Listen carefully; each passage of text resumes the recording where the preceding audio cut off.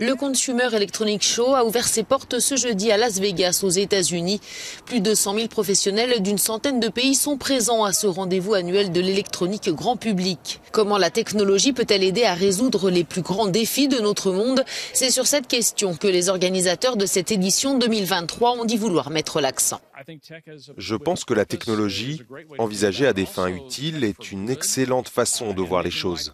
La technologie pour le bien, pour rendre la vie meilleure. Et la plus belle preuve, ce sont notamment toutes les innovations technologiques présentes dans le domaine de la santé.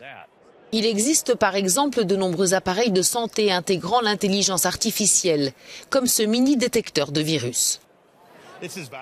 Voici ViraWarn, le premier test au monde de dépistage par haleine du Covid-19 et de la grippe.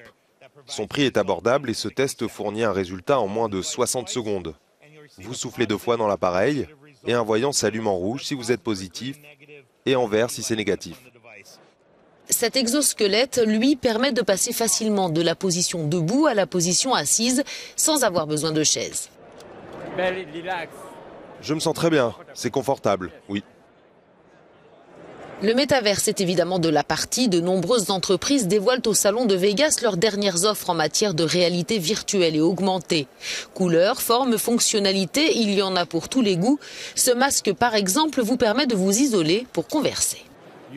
Vous pouvez bénéficier de votre bulle sonore particulière et créer ainsi votre conversation privée, sans déranger les autres. Cela vous permet aussi de garder une certaine confidentialité si vous ne voulez pas partager d'informations avec les personnes qui vous entourent. Laissez-moi vous montrer. On n'entend vraiment rien. Des centaines d'inventions sont exposées. Du fauteuil massant en passant par le sac de frappe intelligent.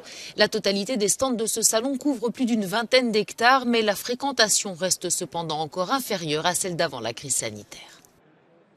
Les organisateurs espèrent que le salon ressemblera davantage à ce qu'il était avant la pandémie. Environ 100 000 personnes sont attendues cette semaine, impatientes de mettre la main sur les dernières innovations et gadgets. Natalie Hewitt, Euronews, Las Vegas.